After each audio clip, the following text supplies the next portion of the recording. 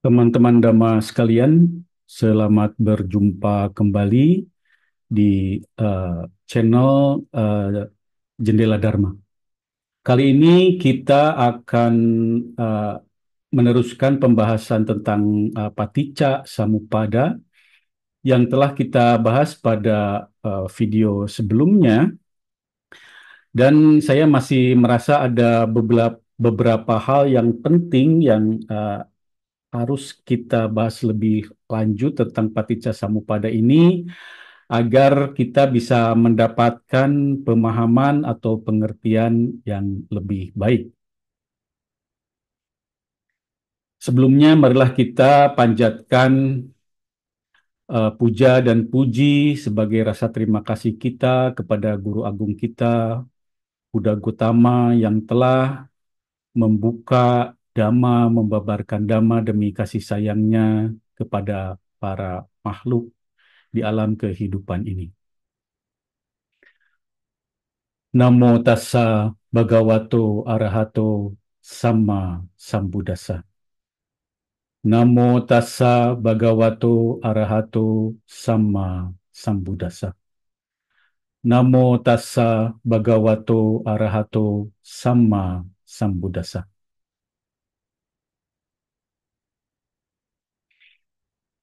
Nah, teman-teman Dharma sekalian, kita sudah pernah membahas dalam video sebelumnya tentang berdasarkan pada standar Bagan Paticca Samuppada ini, yaitu 12 mata rantai yang saling bergantungan, ya, yang dimana inilah sebetulnya kehidupan para makhluk yang di dalamnya tidak ada inti diri, melainkan sebuah proses yang terus berkelanjutan di alam samsara selama kondisi-kondisi ini, 12 mata rantai ini masih ada. Kita ingatkan kembali yang pertama adalah awija. Awija menyebabkan kemunculan sangkara. Sangkara menyebabkan kemunculan winyana. Winyana menyebabkan kemunculan nama rupa. Nama rupa menyebabkan kemunculan salayatana. Salayatana menyebabkan kemunculan fasa. Fasa menyebabkan kemunculan wedana. Dan wedana menyebabkan kemunculan tanha. Tanha berlanjut menyebabkan kemunculan upadana, dan karena ada upadana maka muncullah bawa. Lalu kemudian terkondisi muncul jati, dan karena ada jati maka muncullah jara marana. Nah, teman-teman, dalam ini bagan standar yang memang selalu seperti ini ya dibahas ya. Jadi ini juga dibagi untuk lebih dalam fase-fase kehidupan ya, untuk lebih memperjelas ya, seperti awija dan sangkara ini taruhlah dalam satu kehidupan. Kita permisalkan kehidupan sebelumnya ya, suatu kehidupan masa lampau, dikarenakan ada awija, ketidakpahaman pada empat kebenaran mulia ya, pada realitas dhamma yang sesungguhnya, maka sudah kita bahas muncullah eh, sangkara ya, yaitu bentukan-bentukan karma, teman-teman sekalian. Nah, eh, teman-teman sekalian ya, dulu ya waktu pertama kali saya belajar eh, Buddha Dharma ya, eh, namanya juga orang baru belajar ya, masih muncul kesalahpahaman. Jadi saya dulu mengira itu awija ini kebodohan gitu ya, kebodohan, kegelapan batin yang buruk ya. Lalu muncul keinginan-keinginan buruk gitu, ini sangkara ya, karma-karma buruk. Nah, nanti muncul winyana, nama rupa. Makanya di sini ada tanha ya. Dan ini juga hal yang buruk kan saya belajar abidama dulu ya.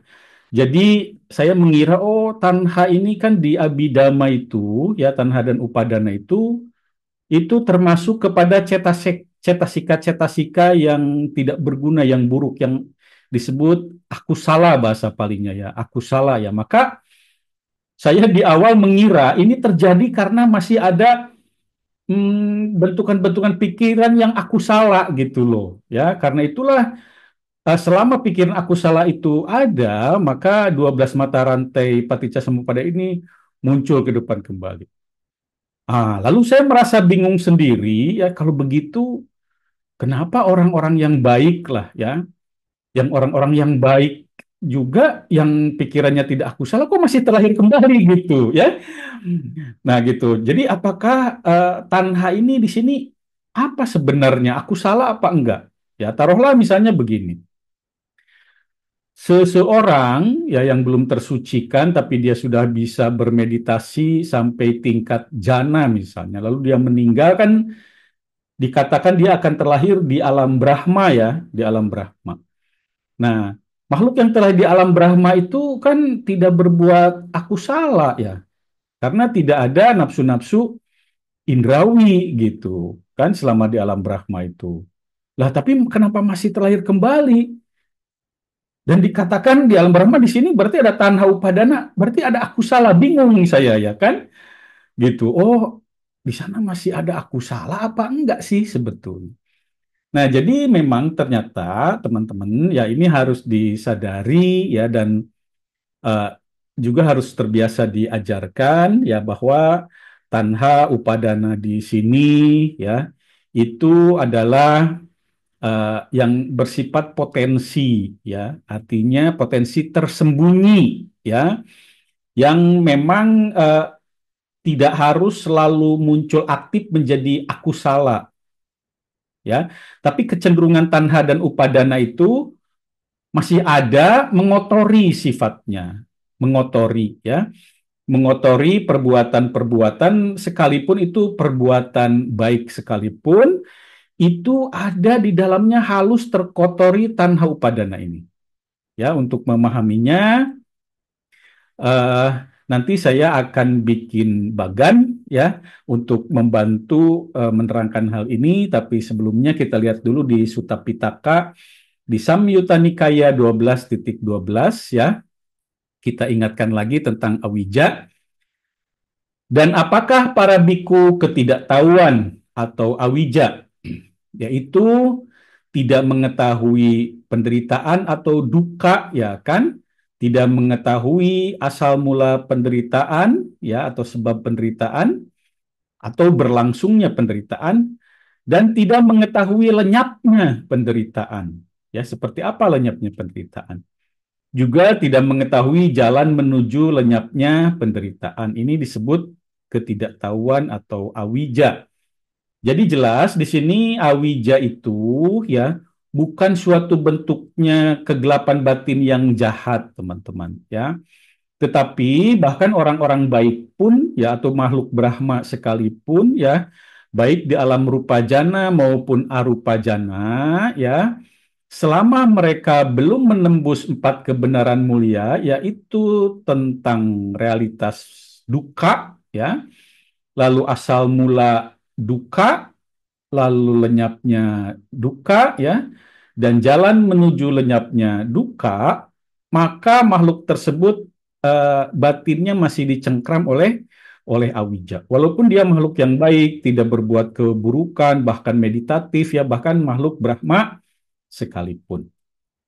Nah, selama tidak ada penembusan di empat kebenaran mulia yang disebutkan di Samyutta Nikaya 12.12 ini, ya, Awija ini maka mengkondisikan apapun perbuatan, ya, oleh makhluk-makhluk, baik itu perbuatan dalam bentuk pikiran maupun perbuatan dalam bentuk ucapan, ya, maupun perbuatan dalam bentuk tindakan jasmani, itu akan selalu membentuk karma ya atau sangkara bentukan-bentukan batin ya yang berupa karma ya apakah itu karma baik atau itu karma buruk ya. Nah, kalau makhluknya memang makhluk yang baik pikirannya ya penuh kebaikan, tetapi karena belum memahami empat kebenaran mulia ya, dan nantinya ini akan kita ketahui bahwa selama belum menembus empat kebenaran mulia secara tuntas ya,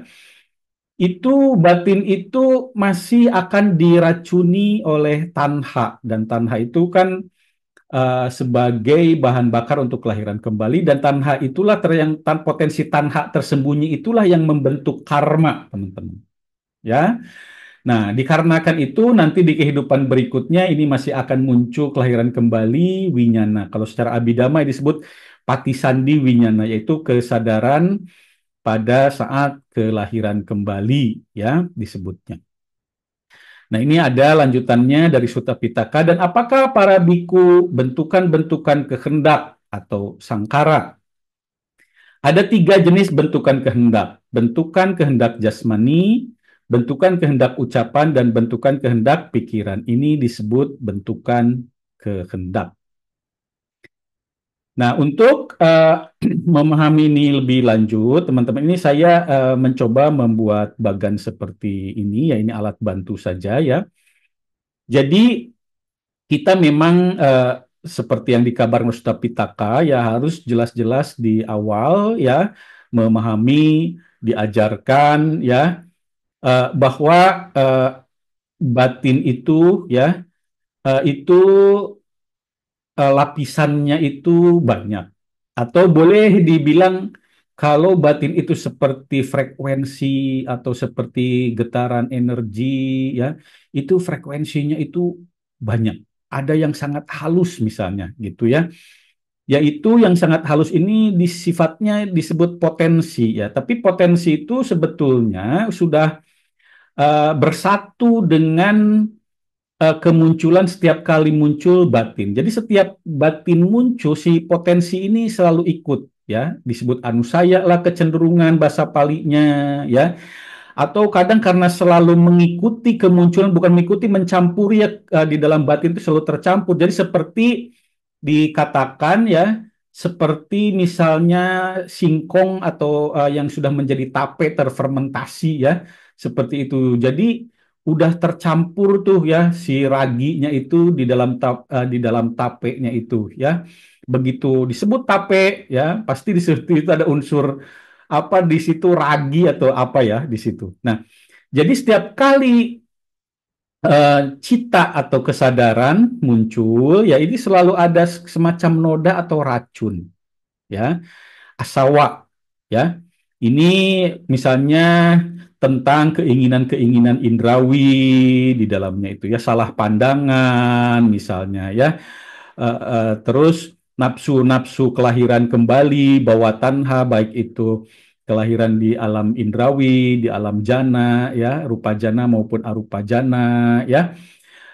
Dan hal-hal lain, ya, noda-noda, ya, yang sifatnya sebetulnya itu selalu ada setiap kali batin muncul. Baik itu batinnya baik maupun batinnya buruk, ini selalu terkotori oleh asawa. Makanya kata lainnya itu disebut karena selalu ada itu ini membelenggu samyojana. Jadi sebetulnya itu juga sih ya batinnya itu.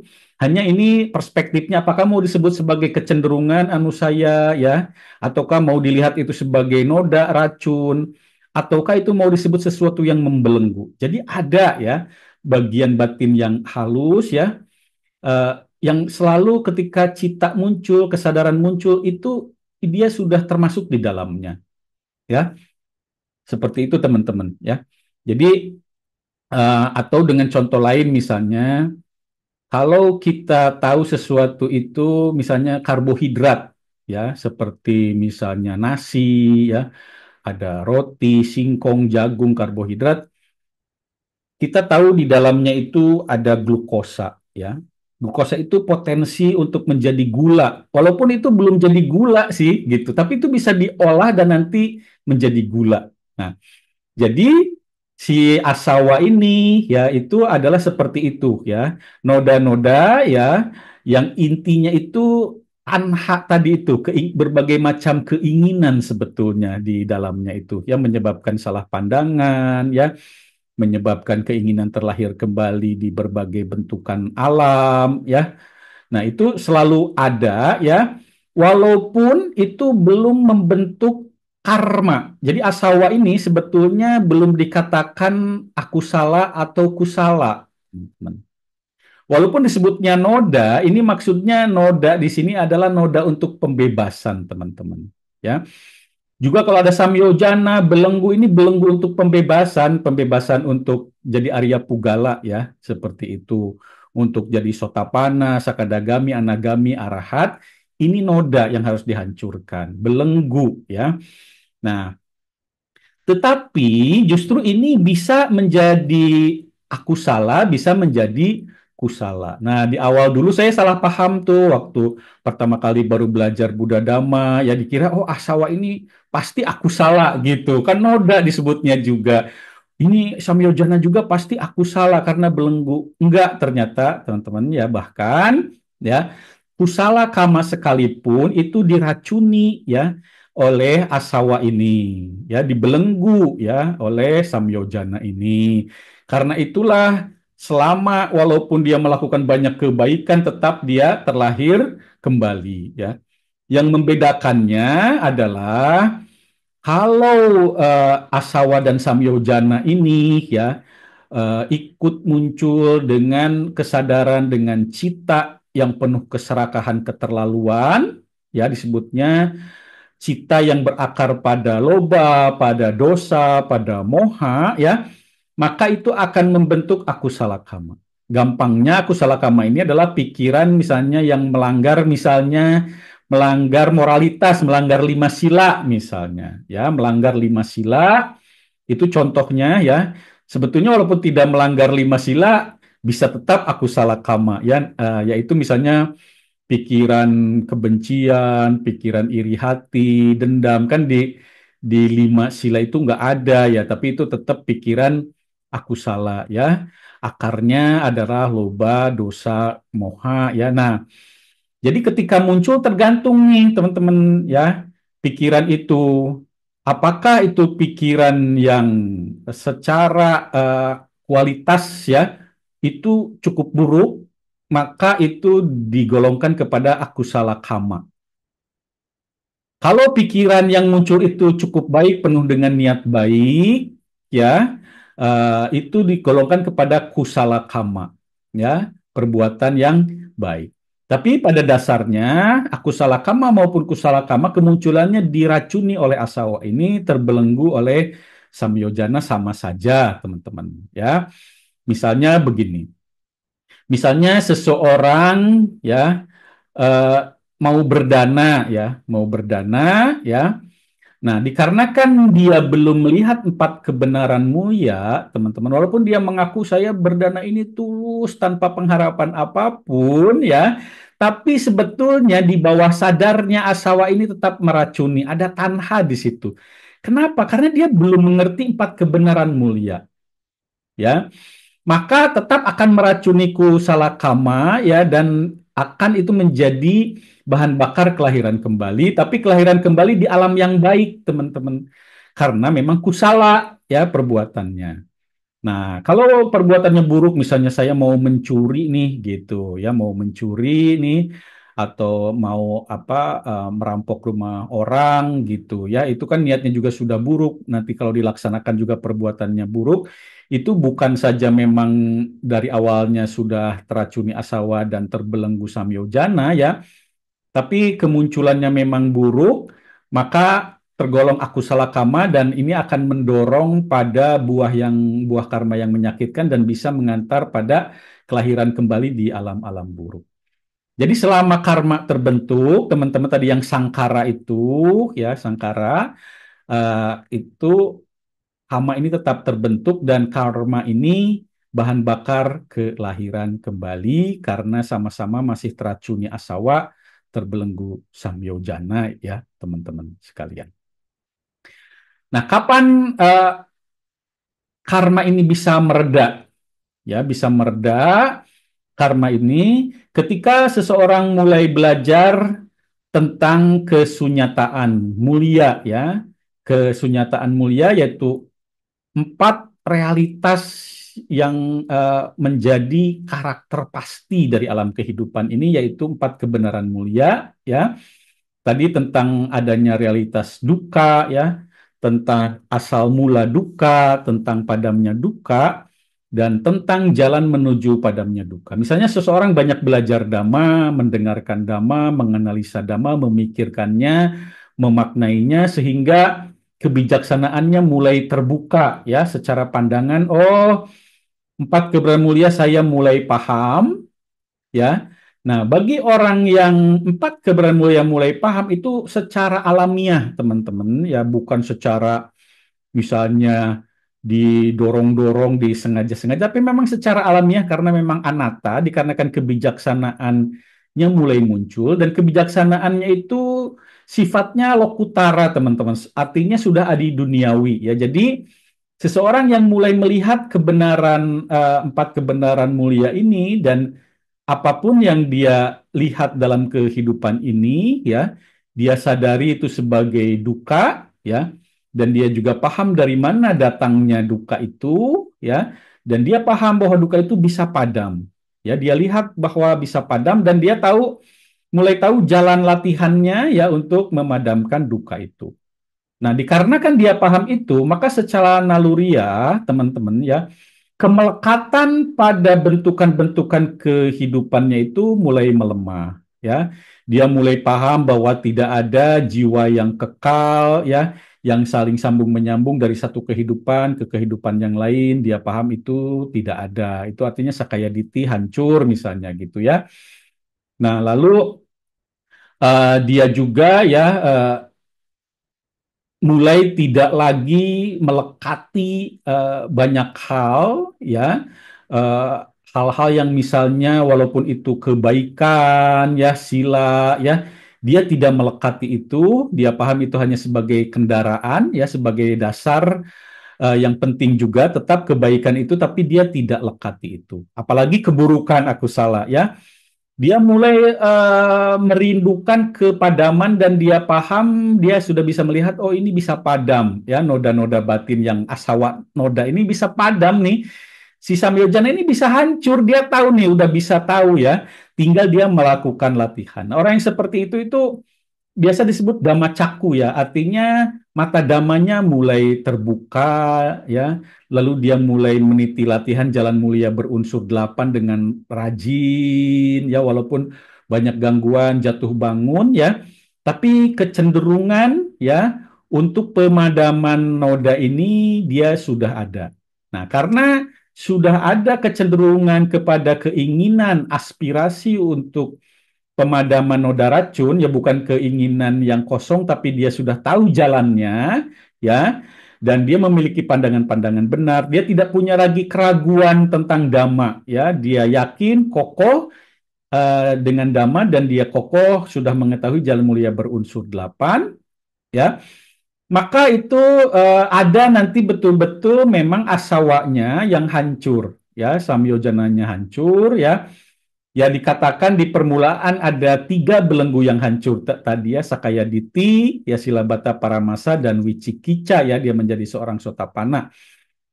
Nah, jika telah demikian teman-teman, perbuatan baik orang seperti itu kusala kamanya berkurang, teman-teman.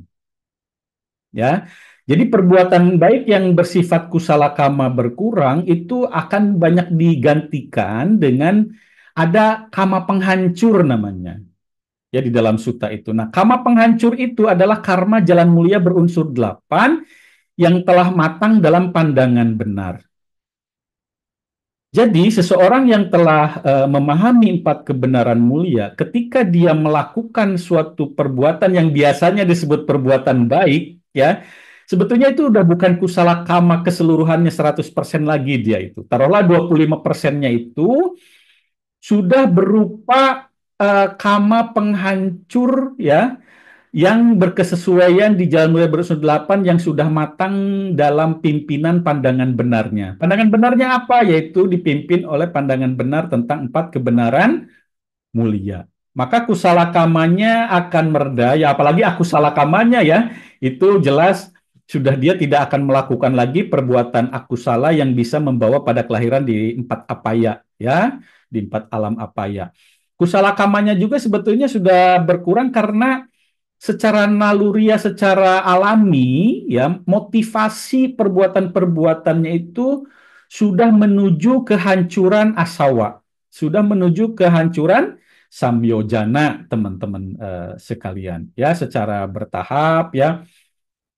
dari Sotapana, Sakadagami, Anagami sampai menjadi arahat, ya. Nanti kalau menjadi arahat dia sudah tidak melakukan kusala kama lagi, ya. Karena sudah habis, ya. Jadi seluruh 100%-nya itu perbuatannya sudah disebutnya kalau di Abhidhamma itu kiriya cita, ya. Kiriya cita ini tidak akusala dan tidak lagi kusala. Maka dikatakan sudah di luar keburukan dan kebaikan seperti itu, ya.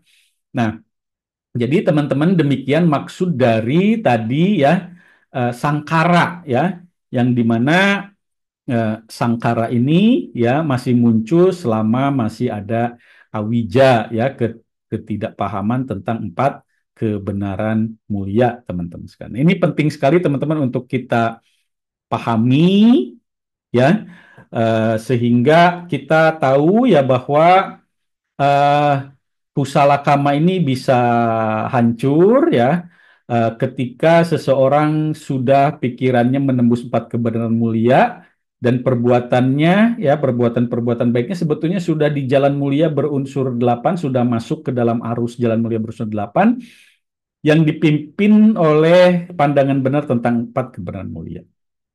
Nah, jadi ada di dalam suta juga, teman-teman, orang itu sudah berusaha praktek jalan mulia bersud 8, tapi karena belum tembus empat kebenaran mulia, yaitu belum bisa disebut karma penghancur, ya, karena masih ada noda, ya, artinya belum menembus empat kebenaran mulia, belum dipimpin oleh pandangan benar empat kebenaran mulia. Nah, jalan mulia bersud 8 yang 8 itu dilatih tetap akan jadi kusala kama, teman-teman, ya, sebelum ya pikirannya betul-betul terang benderang ya secara alamiah bisa memahami empat kebenaran mulia, teman-teman sekalian. Nah, itulah pemahaman tentang bagaimana dikarenakan masih ada awija ya, noda-noda tersembunyi ya, itu eh, perbuatan apapun yang baik maupun yang buruk tetap membentuk karma, dan karena membentuk karma maupun yang baik yang buruk tetap akan terlahir kembali. Muncul winyana baru di kehidupan berikutnya setelah kematian. Hanya yang membedakannya nanti adalah tujuan alam kehidupannya ya. Kalau keburukannya terlalu banyak mungkin terlahir di alam apaya ya. Kalau kebaikannya mencukupi akan terlahir di alam sugati, alam yang menyenangkan ya. Nah, nanti kalau bercampur, ada juga banyak perbuatan buruknya, walaupun terlahir di alam baik, banyak mengalami kemalangan, misalnya seperti itu, teman-teman sekalian, ya. Nah, eh, jadi teman-teman, ya, selanjutnya ini yang penting juga, teman-teman, ya. Eh, jadi kan di sini, di kanan ini, di bagian standar ini yang latar belakang hitam, ini bagan standar yang biasa disajikan di berbagai negara Buddhis ya, di Indonesia, di Thailand ya, di Myanmar, di Sri Lanka misalnya ya, untuk menerangkan paticca samuppada. Di sini ada kembali lagi ada awija, ada sanghara sebagai sebab di masa lampau yang menyebabkan ada kelahiran kembali di kehidupan kita ini, kita muncul di kehidupan yang sekarang. Jadi kita muncul di kehidupan sekarang ini terlahir dikarenakan di kehidupan yang sebelumnya kita itu masih ada awija gitu ya, menyebabkan sangkara. Nantinya muncul kesadaran baru, ada nama rupa, batin dan jasmani kita ini, ada salayatana, landasan-landasan enam indria ya, mata, telinga, hidung ya, di lidah ya, di seluruh tubuh ya, di pendengaran dan eh, di pintu pikiran ya. Dikarenakan itu ada kontak kesadaran pasa ya, dan di tiap kontak kesadaran menyebabkan wedana. Nah, wedana ini nantinya ada wedana menyenangkan, tidak menyenangkan atau biasa saja. Ini menjadi pengkondisi munculnya tanha. Dari tanha ke upadana, lalu ada uh, bawa, teman-teman sekalian. Nah, saya ingin menekankan teman-teman sekalian ya, bahwa teman-teman sekalian ya sebetulnya ini yang sangkara di kehidupan sebelumnya ya, yaitu perbuatan-perbuatan yang berbentuk karma di kehidupan yang kalau di bagan ini sebetulnya itu sama kelompoknya dengan tanha dan upadana, ya.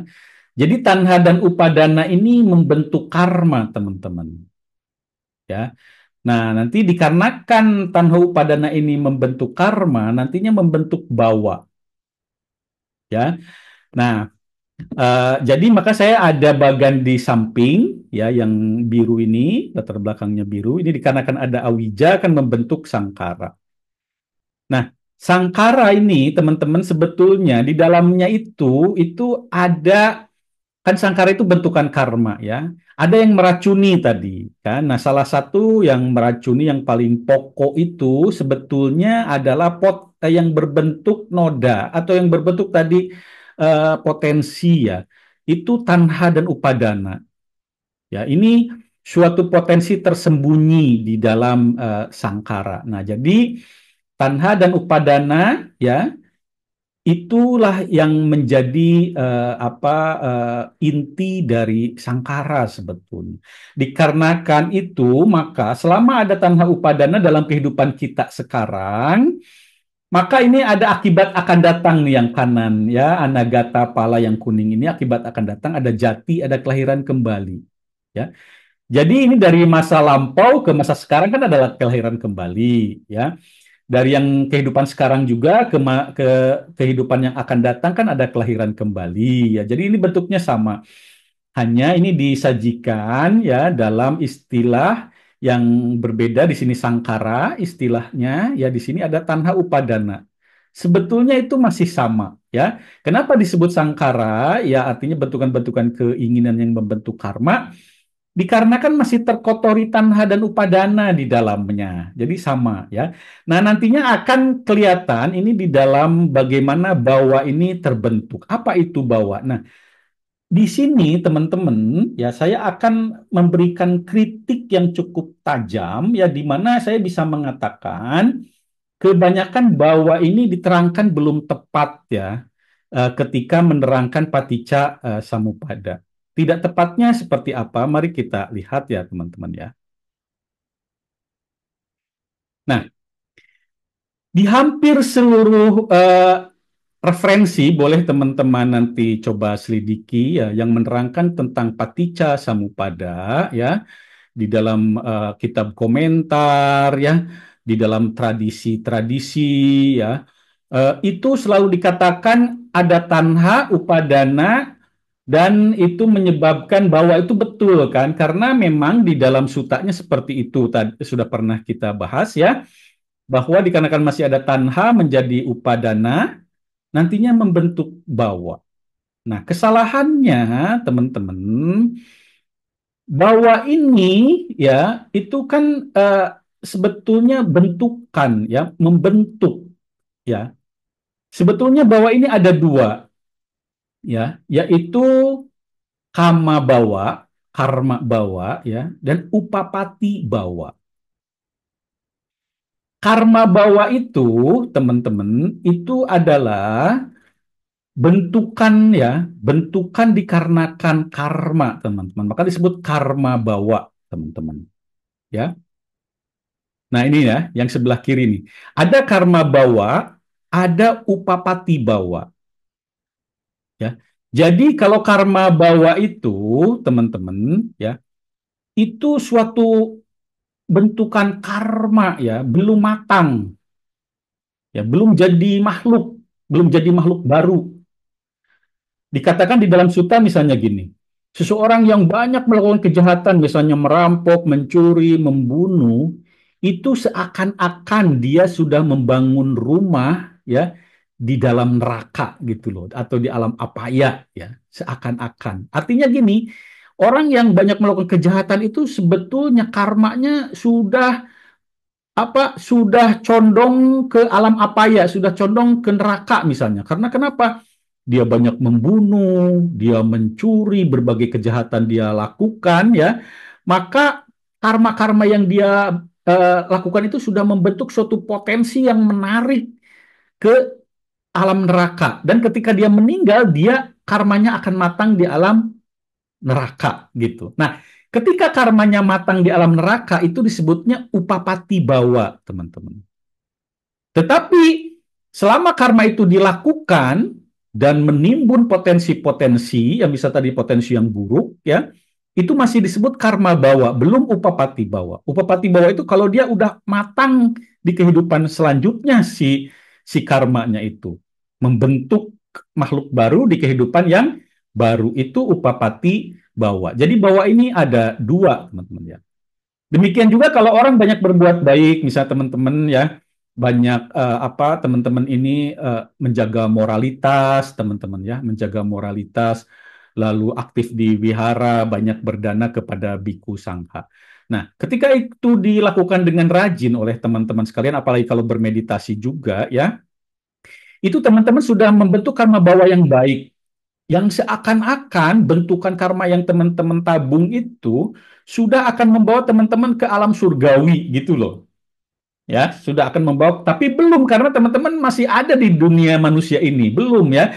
Tapi semua amal kebajikan tadi, karma baik tadi, kusala teman-teman yang kusala karma yang teman-teman tabung sudah seakan-akan menyiapkan kehidupan berikutnya di alam surgawi, itu kama bawa. Nanti ketika teman-teman meninggal, betul-betul terwujudlah tadi itu, ya, potensi tadi itu betul-betul terwujud, ada winyana baru, makhluk baru, ya, yang berdasarkan kama bawa yang teman-teman tadi sudah kumpulkan, itu makhluk baru yang muncul di alam surga, itu upapati bawa.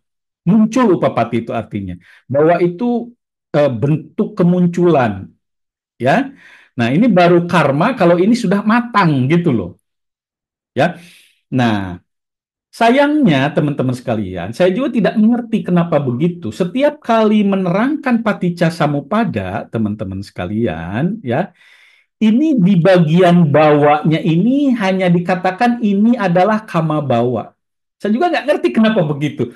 Saya cari-cari ya di berbagai macam buku yang ditulis oleh biku, ya, oleh bikuni, selalu langsung tegas bahwa di sini adalah kama bawa. Kenapa? Di suta itu nggak begitu, ya.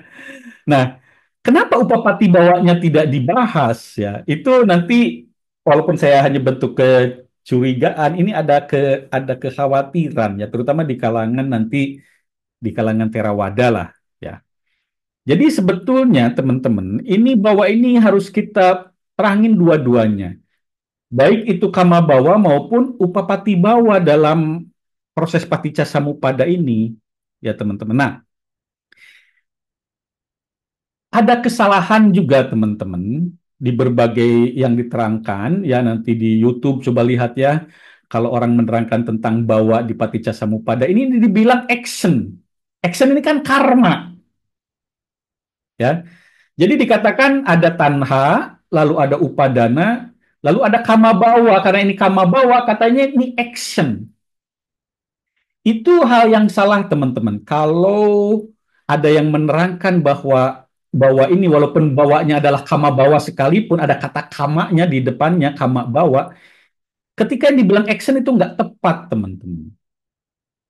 Kama bawa ini sebetulnya hasil daripada tanha dan upadana. Yang aktifnya itu sebetulnya tanha dan upadana. Jadi actionnya itu, teman-teman, nah ini yang gambar kedua di bawah, itu sangkara, ya, bentukan-bentukan karma itu sebetulnya pada tahap tanha dan upadana. Artinya karma yang dilakukan, bentukan-bentukan karma ini diracuni atau inti di dalamnya yang terpendam itu tanha dan upadananya masih ada.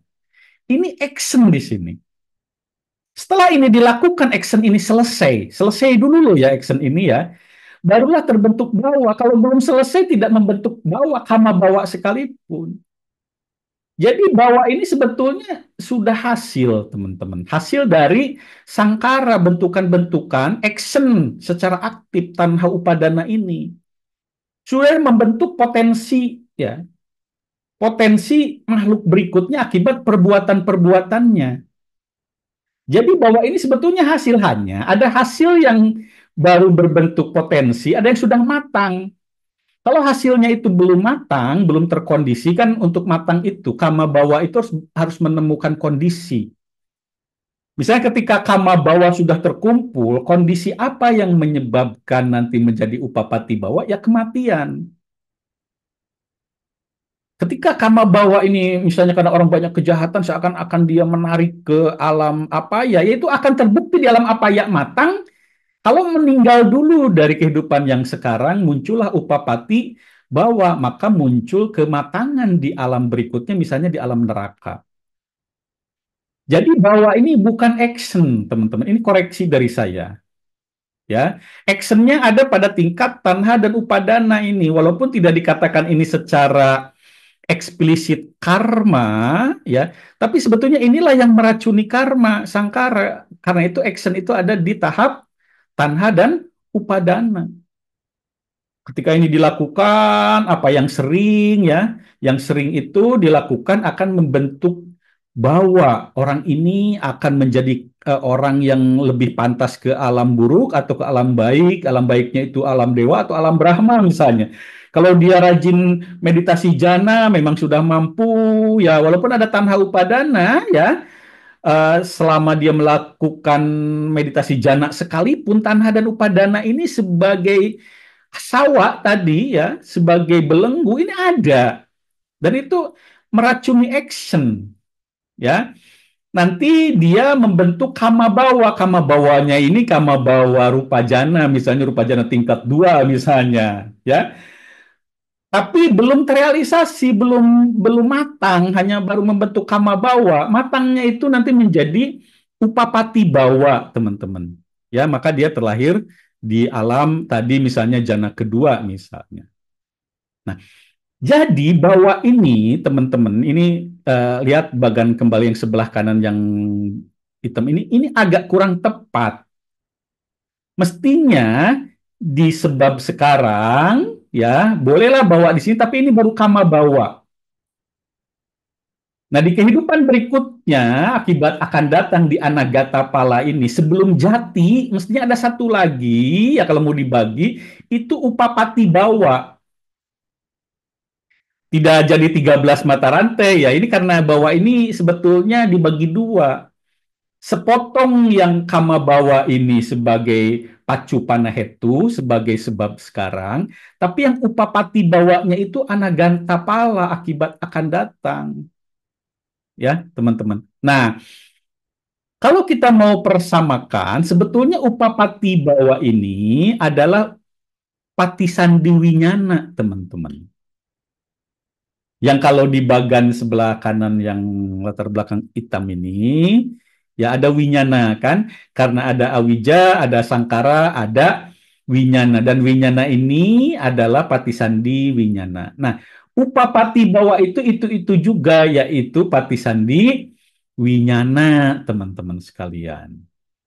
Dikarenakan ada upapati bawa atau patisan di Winyana, ya, maka terjadilah jati, teman-teman.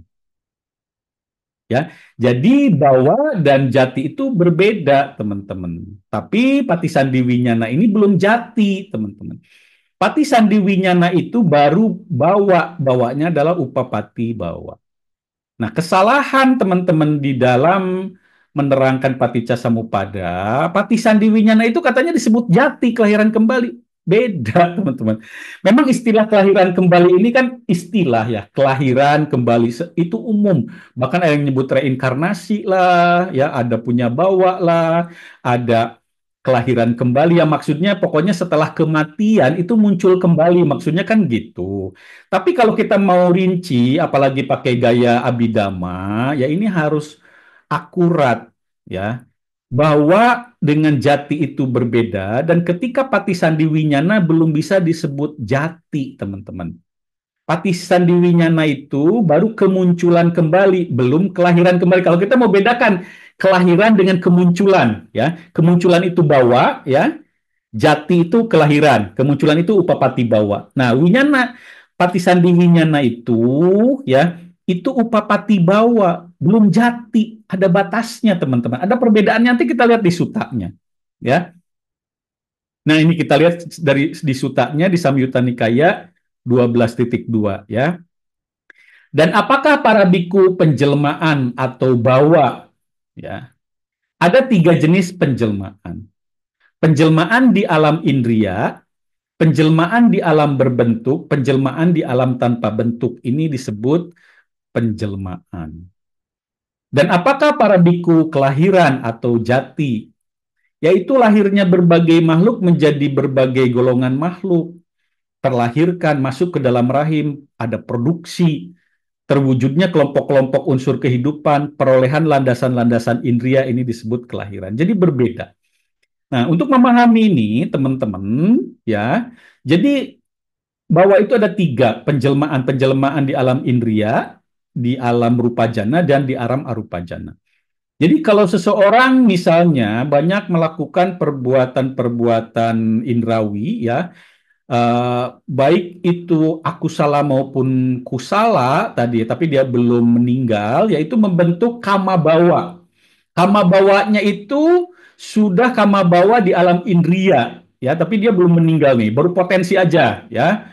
Nah, ketika dia meninggal, maka si kama bawanya matang menjadi upapati bawa, teman-teman. Matang penjelmaan di alam indria dalam bentuk patisandi cita, patisandi winyana. Kalau dia misalnya rajin meditasi rupa jana, ya, selama jadi manusia terus, ya, itu sudah membentuk kama bawa untuk alam rupa jana, baru kama bawa. Ketika dia meninggal dari alam manusia, maka matanglah kama bawanya menjadi patisandi cita di rupa jana, ya, menjelma di sana, muncul lagi. Belum disebut kelahiran tuh, belum jati, ya.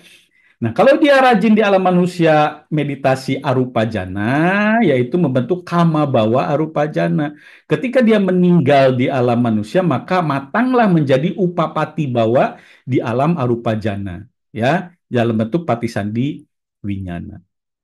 Nah, langsung setelah itu ya diikuti oleh jati kelahiran. Apa kalau dia misalnya, ya, eh, terlahir di alam yang sifatnya itu kelahirannya spontan, tidak melalui kandungan, tidak melalui telur, ya, misalnya spontan seperti para dewa, ya, di alam indria juga kan spontan, ya, para dewa walaupun dia di alam indria, apalagi di alam jana, baik rupa jana itu spontan semua. Yang disebut jatinya itu menjadi golongan, berbagai golongan makhluk, ya. Artinya kalau dia di alam dewa indria, berbagai golongan makhluk itu, dari pati sandi winyana tadi itu, dari upapati bawah itu, ya tiba-tiba secara spontan membentuk jasmani, walaupun jasmaninya lebih halus dari jasmani manusia, ini jasmani makhluk para dewa indria. Dan bentuk jasmaninya ya sesuai kelompoknya, apakah dia di alam misalnya apa di alam dewa Catumahrajika, apakah dia di alam yang dewa yang lebih luhur seperti Tawatimsa misalnya, itu kan bentuk-bentuk jasmaninya berbeda sesuai golongannya. Nah, ini menjadi berbagai golongan makhluk. Ini maksudnya untuk makhluk-makhluk yang menjelmanya secara spontan, jatinya secara spontan, maaf, kelahirannya secara spontan. Ketika dia muncul seperti Sandi Winyana misalnya di alam uh, jana, rupa jana atau arupa jana, ya, ya itu masih upapati bawa, belum jati dulu, ya. Nah, nanti secara cepat, ya, memang apalagi di alam Brahma lalu secara spontan membentuk misalnya makhluk arupa jana, ya, yang menjadi golongan makhluknya di jana satu, jana dua, tiga, empat, ya kan berbeda kan jasmani halusnya. Kalau di jana dua misalnya bercahaya katanya gitu kan abasara. Nah, berbagai golongan makhluk. Kalau di arupa jana ya tidak ada jasmaninya, tapi langsung si kesadarannya itu, ya, membentuk apa kelompok batin, ya, menjadi apa empat kelompok batin, ya. Bukan hanya Patisan di Winyana di situ, tapi muncul juga Wedana, muncul juga persepsi, muncul juga sangkara dari yang dari pancakanda itu, ya, kecuali jasmani, ya, kalau di alam arupa. Dan itu tergantung, ya, menjadi berbagai golongan makhluk, misalnya arupa jana satu, dua, tiga, empat, kan persepsinya berbeda mereka. Nah, sesuai persepsinya masing-masing, di alamnya itu berbagai golongan makhluk. Itulah jati tahap itu. ya. Tapi ketika Patisivi Sandiwinyananya muncul itu masih Upapati Bawa sebetulnya.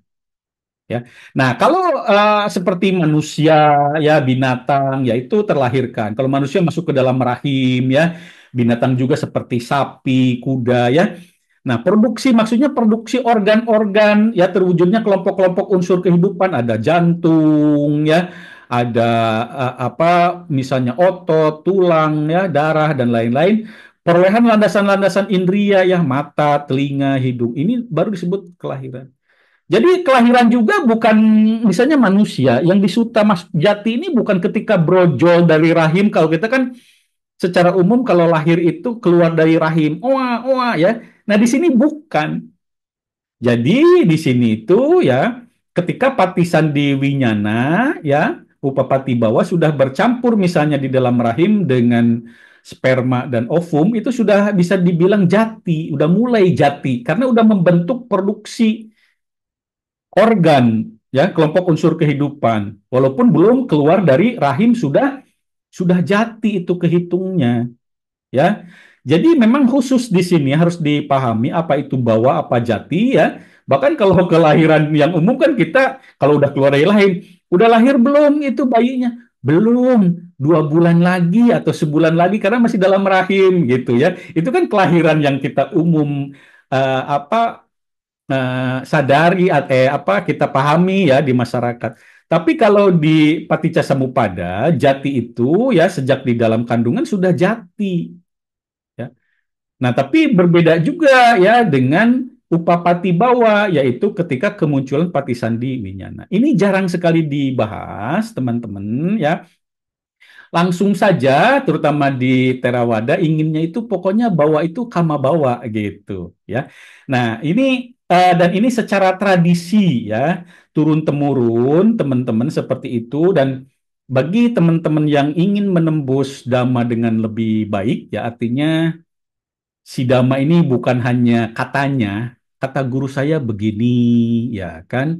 Di tradisi saya begini, saya harus menghormati guru saya, tidak boleh berbeda dengan pemahaman guru saya.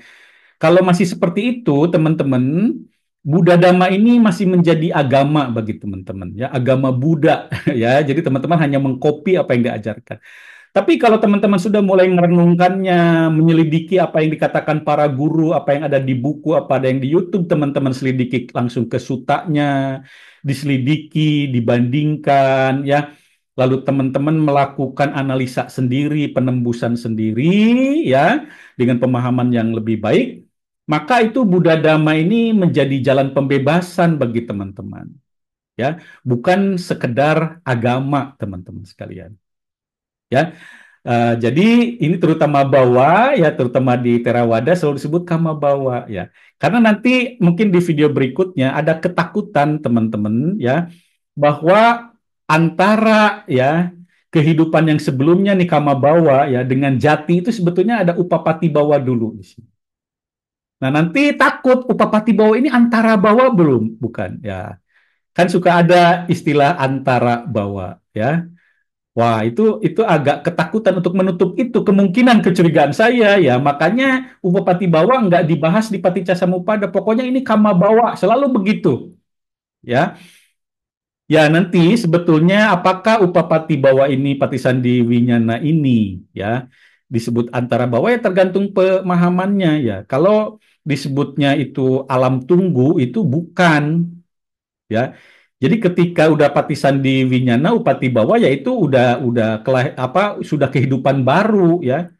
Kehidupan baru hanya belum jati ya. Tapi tidak ada alam tunggu di sini ya. Jadi kalau Upapati Bawanya Patisan di Winyananya memang mau jadi manusia ya ini bentuk Patisan di Winyananya udah manusia ya, nggak ada alam tunggu ya. Tidak ada dia misalnya makhluk petak dulu opapati bawanya nanti pas jatinya jadi manusia nggak ada yang kayak begitu teman-teman ya. Nah itu mungkin ada yang begitu di Mahayana ya. Itu pemahaman salah juga di Mahayana bahwa bisa upapati bawahnya ini makhluk peta tapi dikarenakan misalnya dikasih mantra-mantra apa ya Ada peringatan kematian 7 hari, 49 hari. Oh, nanti jatinya di alam dewa misalnya gitu. Nggak ada yang seperti itu, teman-teman. Nah, kayaknya ya untuk menghindari kesalahpahaman di Mahayana itu dihindari oleh Theravada dengan kesalahan baru, yaitu dia tidak mau membahas Upapati Bawa di dalam proses Paticcasamuppada ini. Mereka menutupinya, langsung aja ini kama bawa gitu, langsung aja kelahir padahal ada upapati bawa di sini yang sebanding dengan Patisandi Winyana, teman-teman. Ya, nah itu makanya kita tidak melekati sekte, teman-teman. Apakah itu Theravada Mahayana? Ya kita mencari jalan memahami Buddha Dhamma ini sebagai jalan pembebasan bagi batin kita. Ya, tadi terbebas dari apa? Terbebas dari tadi ini asawa, noda, racun, samyojana. Kan terbebasnya ini adalah dengan pandangan benar, teman-teman.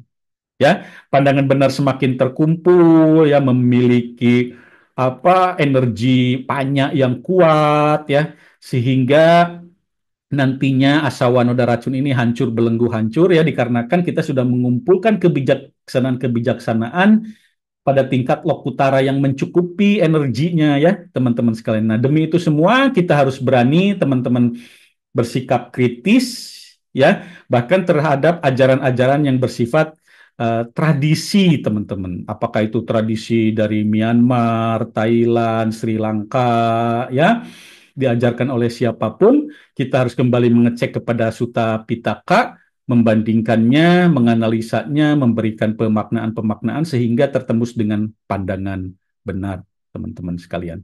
Ya. Nah, jadi teman-teman, ini saya rangkum ya. Sekali lagi, jadi sebetulnya masalah bahwa ini ya tadinya ada suatu action dan action itu bukan kama bawa sekali lagi itu salah yang menyebutkan kama bawa sebagai action. Action itu ada di tingkat pembentukan tanha dan upadana. Dan inilah tanha upadana ini yang meracuni sangkara ya, bentukan-bentukan karma dan ini action. Ketika action ini selesai, maka akan membentuk kama bawa dalam kehidupan yang sama, ya. Kehidupan yang sekarang membentuk kama bawa. Apakah ini kama bawa yang akan membawa ke alam apaya, ke alam yang baik, ya. Dan kama bawa ini belum final, teman-teman, ya. Bisa masih berubah, misalnya begini. Seseorang suka membunuh, ya, suka merampok, ya, sangkaranya itu, ya, actionnya itu. Nah, ini kama bawanya udah seakan-akan mau membawa ke alam apaya nih. Tapi lalu dia bertemu dengan Buddha Dhamma, dia tersadarkan, dia berubah, teman-teman. Sangkaranya menjadi sangkara-sangkara yang baik, ya. Dia menjadi pendukung sangha yang baik, dia mempunyai keyakinan pada Buddha, memiliki keyakinan pada Dhamma, memiliki keyakinan pada sangha. Lalu dia banyak berdana, ya. Lalu dia banyak dia melatih moralitas dan dia berlatih meditasi, maka berubahlah actionnya ini menjadi kusala kama yang kuat, kusala kama yang kuat. Walaupun masih ada tanha dan upadana landasannya, ya, tapi tanha upadana di permukaan ini sudah bukan aku salah lagi di permukaannya sudah kusala bahkan kusala yang kuat. Hanya memang masih ada tanha dan upadana yang bersifat belenggu. Ini action. Nah, kama bawahnya bisa berubah, teman-teman. Berubah yang tadinya bentukannya mau membawa ke alam apa ya menjadi ke alam dewa, teman-teman. Lalu keburukan-keburukan ke bawah yang tadi yang aku salah yang bisa membawa ke alam apa ya kemana? Nggak hilang, tapi tersingkirkan teman-teman. Ya, kayak misalnya ada aliran sungai yang kotor, keruh ya, lalu tiba-tiba ya eh, ada didorong oleh masuknya air yang jernih yang lebih kuat ya. Nah, maka aliran sungai yang keruh tadi air keruhnya tersingkirkan menjadi air yang jernih. Nah, berubah kira-kira permisalannya seperti itu. Kama bawa yang sudah akan membawa ke alam apa ya tersingkirkan kalah. Walaupun tidak terhapus ya. Nanti kapan-kapan itu bisa matang lagi. Itu bahayanya teman-teman ya. Tapi untuk sementara setidaknya terdorong oleh kama bawa yang kusala yang kuat ya. Yang akan membawa ke alam surgawi misalnya. Karena itu ketika dia meninggal, upapati bawanya atau pati sandiwinyananya itu muncul dan matang ya munculnya itu karena matang ya terkondisi di alam surgawi, teman-teman. Nah, lalu spontan di alam surgawi mengalami jati ya misalnya surgawinya alam tawatimsa ya. Jati dia di situ. Tapi didahului oleh upapati bawa seperti itu. Ini rangkumannya teman-teman sekalian ya.